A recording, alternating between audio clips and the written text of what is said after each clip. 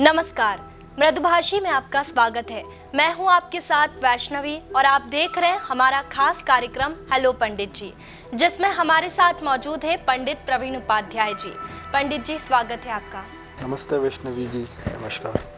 जिस प्रकार पिछले एपिसोड में हमने शिव पूजन के बारे में जाना, साथ ही पार्थिव शिवलिंग के बारे में चर्चा की, ठीक उसी प्रकार आज के इस एपिसोड में हम उस चर्चा को आगे बढ़ाएंगे और पंडित जी से शिव पूजन और श्रावण मास का महत्व जानेंगे विस्तार से।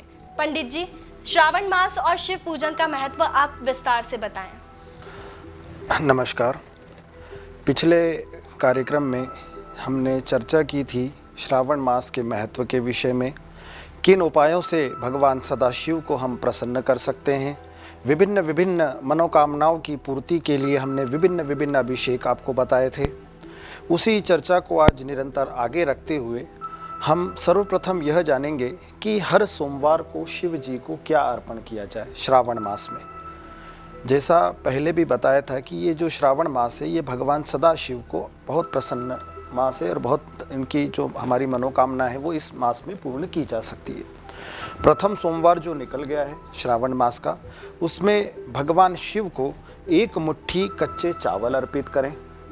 द्वितीय सोमवार जो कि कल आने वाला है, इस दिन भगवान शिव को सफ़ेद तिल एक मुट्ठी ये भगवान शिव को शिवलिंग के ऊपर अर्पित करें। तृतीय सोमवार को खड़े मूंग अर्पित करें भगवान शिव को, मात्रा एक मुट्ठी ही लेनी है। चतुर्थ सोमवार जो आएगा तो उसमें जौ जो आती है, जौ लेकर के एक मुट्ठी भगवान शिव को अर्पित करें। और यदि किसी वर्ष श्रावण मास में पंचम सोमवार, पांचवा सोमवार भी आता है तो सत्तू आता है, सत्तू लेकर के आप भगवान शिव को एक मुट्ठी अर्पण करें। अब मान लीजिए कि किसी वर्ष में से 4 ही सोमवार आए तो हमें भोग 5 ही लगाना है भगवान को, तो आप चतुर्थ सोमवार की जो सामग्री है, जैसा कि जो बताया मैंने, वो एक मुट्ठी लेकर की एक मुट्ठी के स्थान पर 2 मुट्ठी अर्पण करें भगवान को उसी श्रावण मास के अंतिम सोमवार को।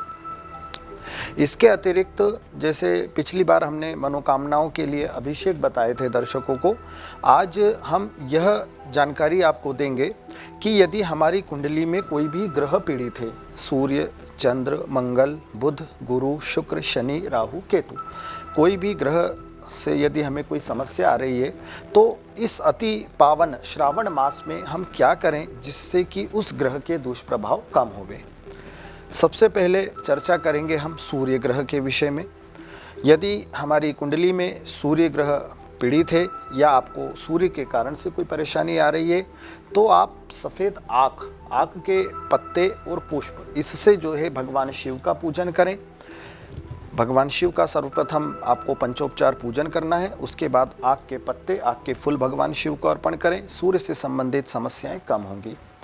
चंद्र आते हैं इसके बाद चंद्रदेव। यदि चंद्रमा जैसा कि मन के कारक हैं, मानसिक तनाव है, डिप्रेशन में रहते हैं, चिड़चिड़ापन है, इसका मतलब आपका चंद्रमा दूषित है।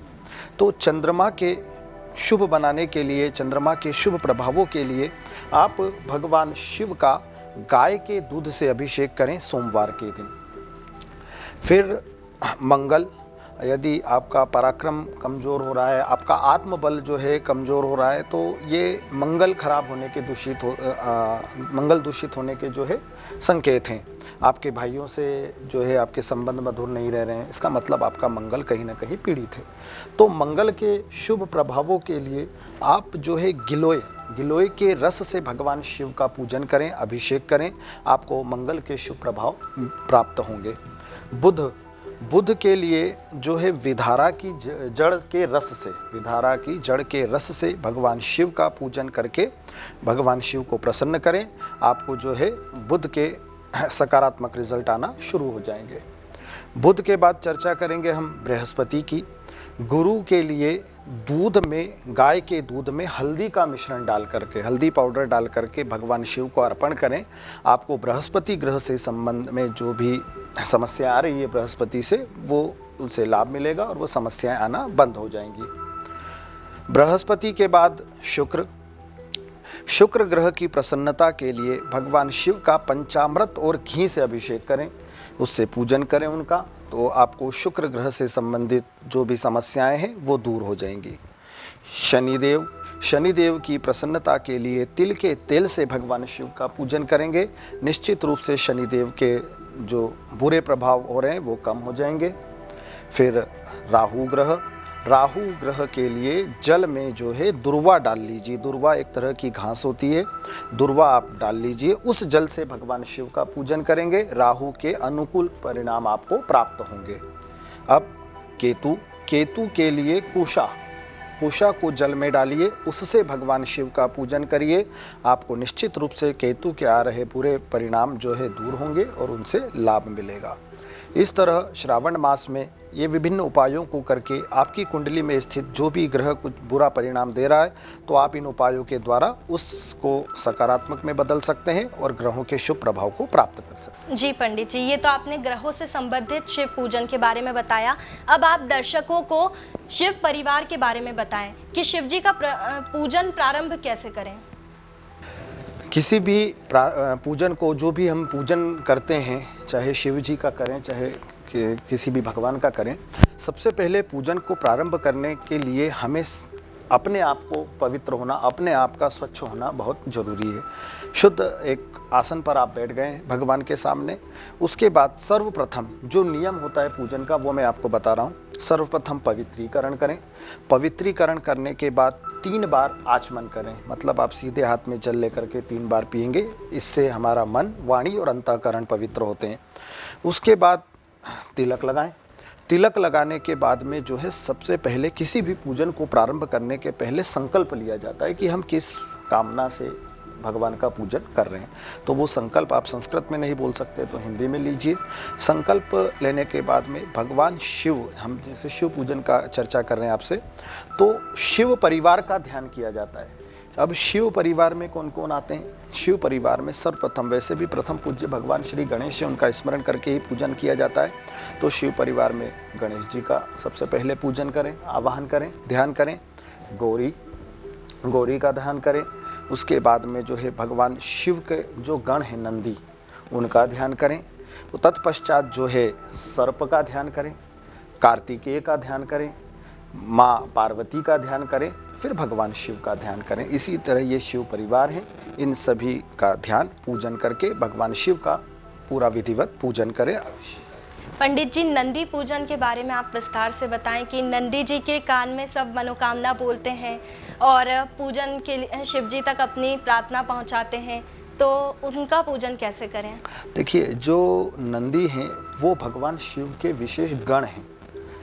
तो आपने देखा होगा प्रायः कि जब हम किसी भी शिव मंदिर में जाते हैं तो भगवान शिव अंदर होते हैं और नंदी उनकी तरफ मुख करके विराजमान होते हैं। तो हम शिव जी के ऊपर जल अर्पण करते हैं, हम नंदी के ऊपर भी बाद में आकर के जल अर्पण करते हैं, या नंदी जी के पैर पड़ के हम फिर जो है भगवान शिव के पास दर्शनों के लिए जाते हैं। तो भगवान शिव के अति प्रिय गण नंदी देव हैं, है ना, नंदी हैं। तो हमें क्या होता है कि जब भी कोई हम मनोकामना बोलते हैं, जैसा कि आपने बताया कि हम कान में भगवान नंदी के जो है कान में कुछ भी बोलते हैं, जो भी हमारी मनोकामना होती है तो वो सीधी जाती है भगवान शंकर के पास में। इसलिए शिव जी के पूजन के साथ नंदी का पूजन किया जाता है। पंडित जी, विवाह में अगर कोई अड़चन आती है तो सावन का महीना चल रहा है, तो उस बारे में आप पूजन की विधि बताएं कि अगर कोई विवाह में अड़चन आ रही है तो कैसे पूजन करे शिव जी का? अगर विवाह योग्य युवक या युवती जिनका विवाह नहीं हो रहा है, अड़चनें आ रही है, तो भगवान शिव जो हैं, जैसा हमने पिछली बार भी आपको बताया था, सबसे जल्दी प्रसन्न होने वाले भगवान हैं। आप उनका भाव से पूजन करें, अभिषेक करें, आपकी मनोकामना पूर्ण होगी। विशेष चर्चा करते हैं हम, विवाह अगर नहीं हो रहा है तो विवाह के लिए जो कारक ग्रह होते हैं वो विशेष बृहस्पति होते हैं और अलग कुंडलियों के ऊपर निर्भर करता है सप्तम स्थान।